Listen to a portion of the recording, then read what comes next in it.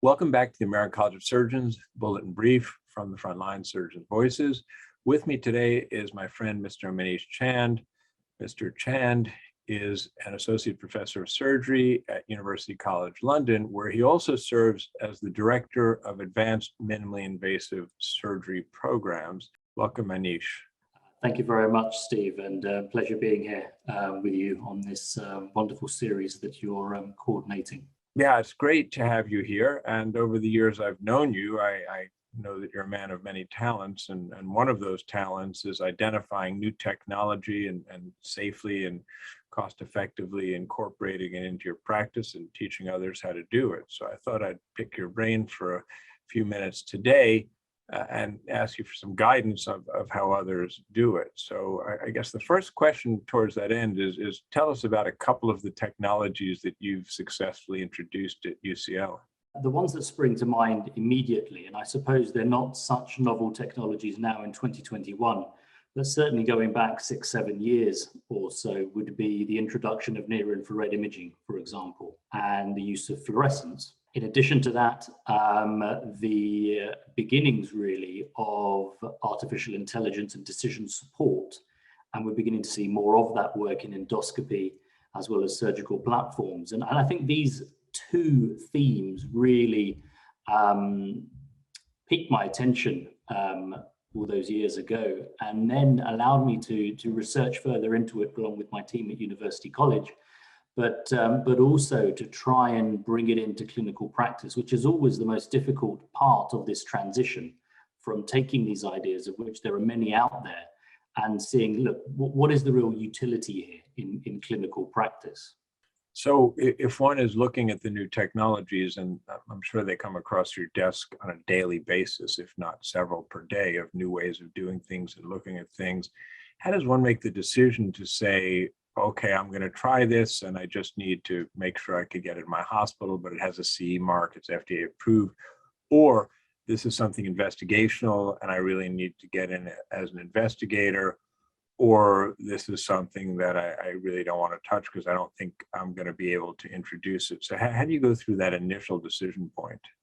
Yeah, I think that's a really good question, because as you say, we're in a privileged position here at University College where we work in a multi-faculty, multidisciplinary applied sciences research unit. So we do get a number of things that cross our desks, and deciding which one to pursue, either research or clinically, can be very difficult.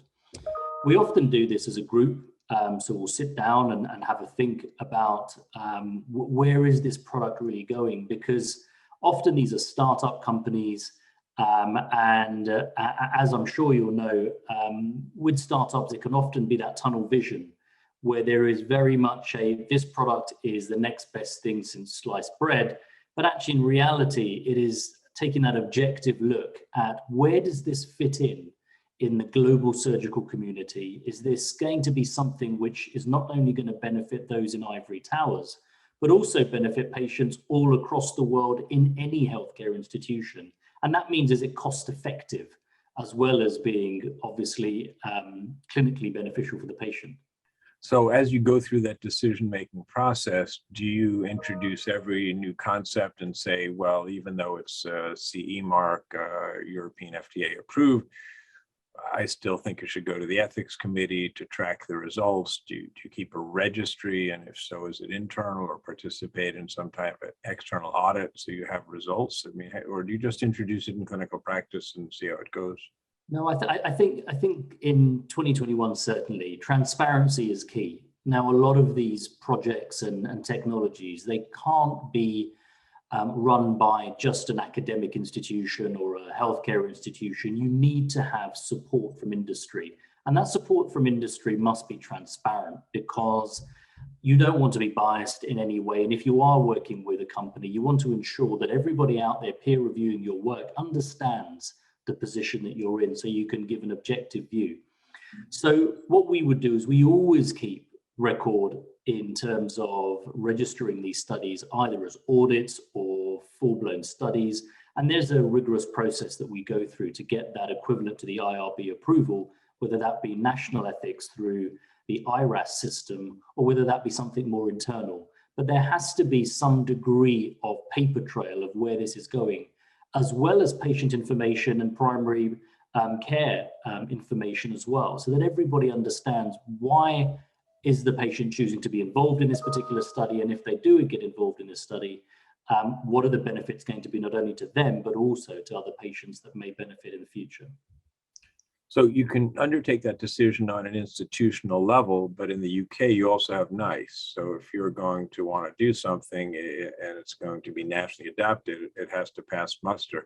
How is that analysis? In fact, maybe you can backtrack and explain to the American audience who may not be as familiar with NICE, what is NICE and how does it work? How do they make the decision whether something new should be adopted?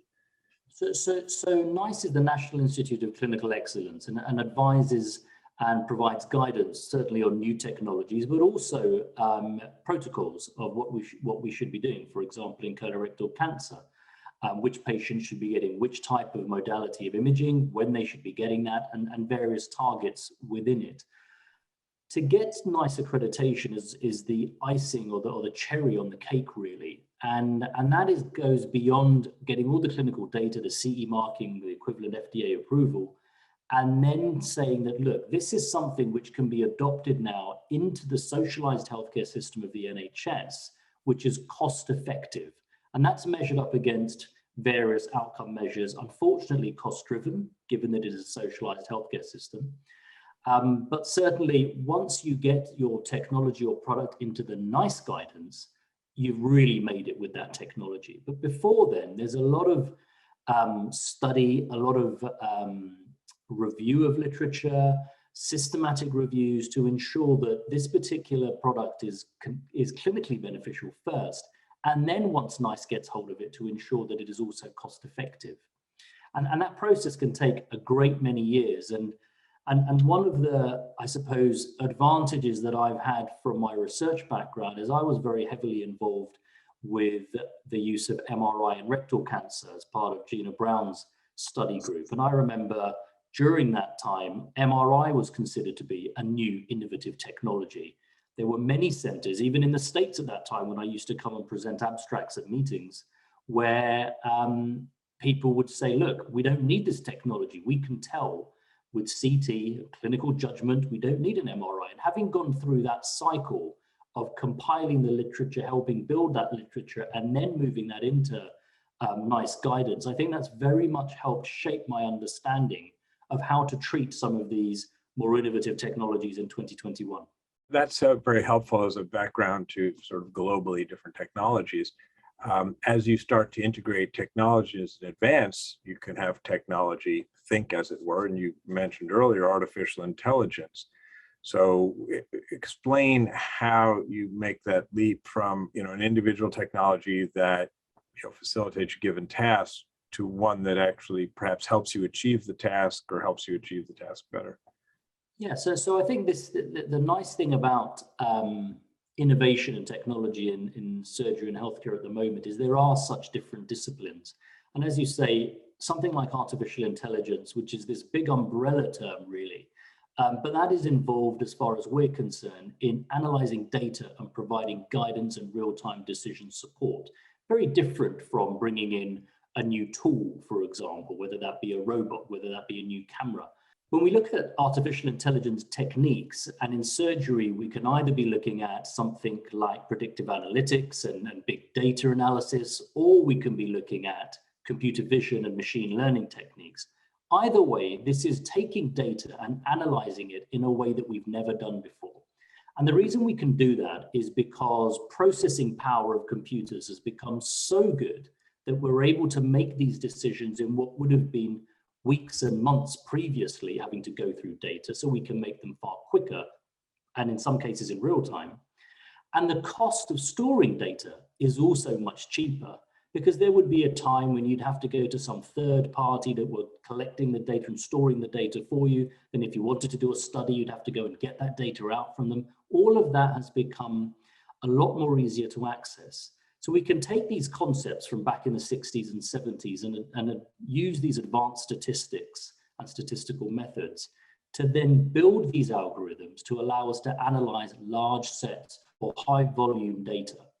And whether that be looking at analysis, for example, of databases and trying to pick out patterns from a big database, or more interestingly for us, perhaps as surgeons, is take the data that is coming out of the video feed and look for patterns within that data. And ultimately, what we're trying to do is augment our practice. So identify patterns and structures that are on the screen coming out of that video data, and then saying, you know what, hold on for a second. Let's see if we can use these patterns to just make you a better judge of what's coming next. Look for visual cues. And that's essentially how the same technology that we use for self-driving cars, for example. Perhaps you could expand on that theme and tell us what are some real world applications in the operating room or endoscopy that you think we're going to be bringing into our individual units in the near future? So I think one of the exciting new developments under the computer vision umbrella have been those that have been going on in pathology, for example, and radiology already, but more so now in endoscopy and moving into surgery. So in endoscopy, and we're beginning to see commercial units associated with this type of technology. For example, withdrawing a colonoscope and being able to survey the scene, what's presented in front of you, and then to be able to look for abnormalities in the mucosa, whether that be an adenoma or whether that be some other form of mucosal abnormality, and then determining what that mucosal abnormality is. So first detecting that there's an abnormality and then characterizing. And that's called computer-aided detection in endoscopy. And as I said, we're beginning to see commercial units visible and in certain endoscopy units.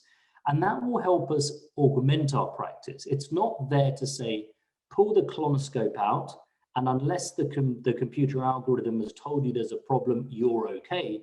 You must still diligently look for polyps and abnormalities, but it might alert you to something that you perhaps have missed in a part of the scene that you didn't fully scan, for example.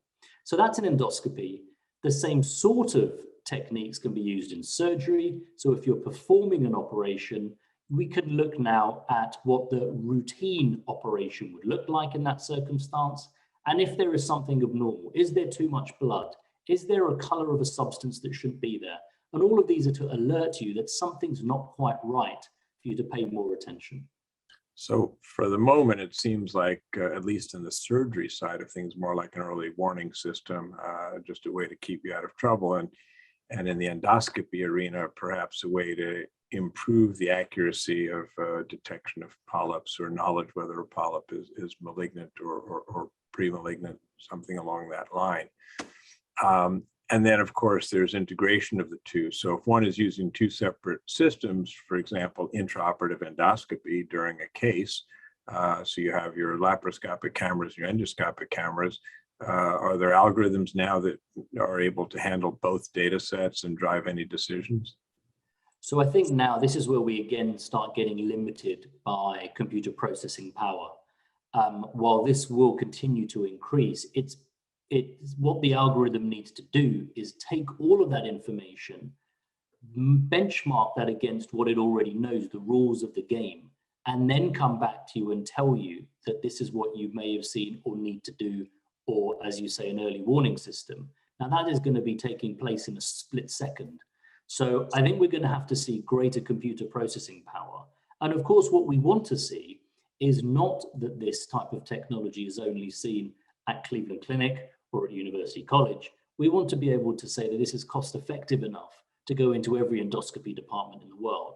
Now, when that's going to happen, we don't know. Fortunately, these type of technologies perhaps don't have the same price tag as perhaps other types of innovative technologies and hardware do. But nevertheless, I think what we want, much like I suppose the COVID situation at the moment, there's no point individual countries, areas being COVID free. You need the world to be COVID free. And when we're introducing these technologies, you need the world to adopt them. And for them to be adopted universally, not only do they need to be clinically beneficial, they also need to be cost effective too. That's an excellent point. To address the needs around the world, global surgery, we have to be very cost effective, and we also have to be able to introduce it in areas where it's reliable, where you're not going to need constant servicing and people coming and sorting it out, because it's going to have to be able to stand on its own and be used in rural areas in the US and rural areas around the world, and places where there's just not the population to support a team of people to constantly troubleshoot. So it has to be high fidelity as well. Yes, and I think what we're beginning to see is we're not reinventing the wheel here when it comes to technology in healthcare. These wheels have already been invented in the last 20, 25 years and are actually being used in a great many other industries. We're just trying to look for where this can be applied safely and beneficially in healthcare, because there is more processing power on your iPhone than there is with anything in the OR. But we need to think about where we can take that technology and make it useful in the OR. And I think that's the key thing. And it goes back to what you said beforehand. A lot of these things may come across your or my desk, and it's understanding which of these is a winner. And I think the exciting things amongst imaging coming down the road of miniaturization, for example, of certain modalities. So drop-in ultrasound probes, drop-in gamma probes. These things can then go into localized areas intraoperatively. The use of multispectral or hyperspectral imaging intraoperatively, so we don't need a frozen section anymore. We can just say, here's a multispectral imaging of a cancer with the cancer signature on it. This is how close you are to the margin, and you don't have to wait for that 5 o'clock on a Friday afternoon pathology report to come through that this is or isn't a cancer. So I think we're going to see technologies that are already out there and have been doing wonderful things in other industries. They're just slowly going to find themselves a place in healthcare and within the OR, hopefully. Fantastic. Well, I really appreciate your thoughts and your insights. As always, it's great chatting with you. I hope in the not too distant future it's in person once again. Thank you very much, Stephen. Yeah, I look forward to joining yourself and others again, hopefully in due course in some of the meetings, hopefully in 2022. Stay safe in the meantime. Thanks.